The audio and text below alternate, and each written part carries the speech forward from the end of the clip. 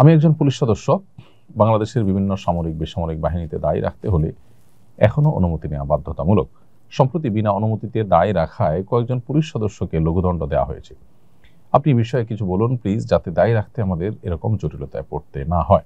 এটি আরেকটি দুর্ভাগ্যজনক বাস্তবতা আমাদের সমাজের, যে পুলিশ সদস্য বা বিভিন্ন প্রতিষ্ঠানে দায়ী রাখবার জন্য আলাদা করে অনুমতি নিতে হয়। প্রশ্ন হলো, একটা প্রতিষ্ঠান, বিশেষ করে আইন শৃঙ্খলা রক্ষাকারী বাহিনীর যে ডিপার্টমেন্টগুলো আছে, তাদের নিশ্চয়ই একটা ড্রেস কোড থাকবে। সেই ড্রেস কোড অনুযায়ী তারা চলবেন। কিন্তু দাড়ি, প্রথমত এটা আল্লাহ রাব্বুল আলামিন পুরুষকে দেন, পুরুষের মুখে দাড়ি গজায়। মেয়েরা যেরকম চুল রাখেন, তার জন্য আলাদা কোনো অনুমতি নিতে হয় না। পুলিশে কোনো নারী চাকরি করলে তার চুল রাখার ক্ষেত্রে কি বিশেষ কোনো অনুমতি নিতে হয়? ঠিক একইভাবে আল্লাহ তাআলা নারীকে যেরকম চুল দিয়ে সাজিয়েছেন, পুরুষের মুখে দাড়ি দিয়ে সাজিয়েছেন, বিধায় এর জন্য তাকে আলাদা অনুমতির হ্যাসেল কেন নিতে হবে? আর যেই পুলিশ সদস্যদের ব্যাপারে এখানে আপনি লিখেছেন, তাদের ব্যাপারটি আমি দেখেছি, তারা অনুমতি চেয়েছেন, অর্থাৎ যে প্রচলিত নিয়ম আছে সেটা তারা শ্রদ্ধা রেখে অনুমতি চেয়েছেন, পাশাপাশি তারা দায়ী রেখেছেন। সেখানে তাদেরকে শাস্তি দেওয়াটা এটা বাড়াবাড়ি ছাড়া কিছুই নয়, এবং এটা দাড়ির প্রতি বিদ্বেষ ছাড়া কিছুই না। দেখুন, পৃথিবীর উন্নত দেশগুলোতে আমরা জানি যে দাড়ি নিয়ে বহু মানুষ ডিউটি করে, পুলিশে, বিভিন্ন বাহিনীতে।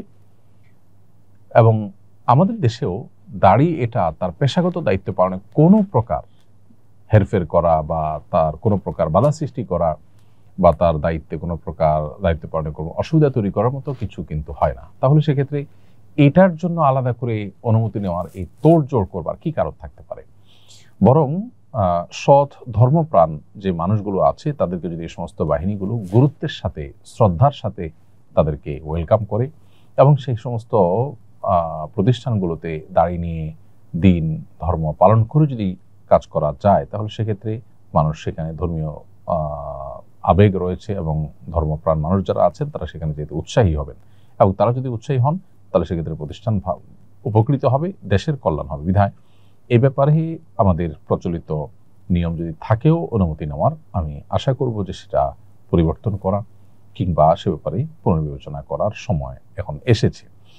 এবং দাড়ি রাখা নিয়ে যারা কড়াকড়ি করেন, সেই ইসলাম বিদ্বেষী যে মানুষগুলো আছে, তারা মূলত এদেশের সাধারণ মানুষের চিন্তা চেতনা এবং সংবিধান যে মানুষকে ধর্ম পালনের অধিকার দিয়েছে, তার বিরুদ্ধে অবস্থান করছে। একজন নাগরিক হিসাবে আমি সর্বাবস্থা আমার ধর্মীয় স্বাধীনতা ভোগ করবার অধিকার রয়েছে। পুলিশে চাকরি করতে গেলে আমার সেই স্বাধীনতাকে আপনি খর্ব করবেন এবং সেখানে আপনি অনুমতি নেওয়ার যে বাইন্ডিং সেটা তৈরি করে দিবেন, এটা কোনোভাবেই গ্রহণযোগ্য হতে পারে না।